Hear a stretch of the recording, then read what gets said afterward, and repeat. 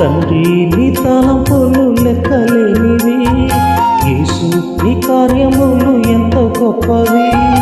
తండ్రి నీ తలంపులు లెక్కలేనివి, కంటికి కనపడవు, హృదయానికి అంతు చిక్కవు. అవి కంటికి కనపడవు, హృదయానికి అంతు చిక్కవు.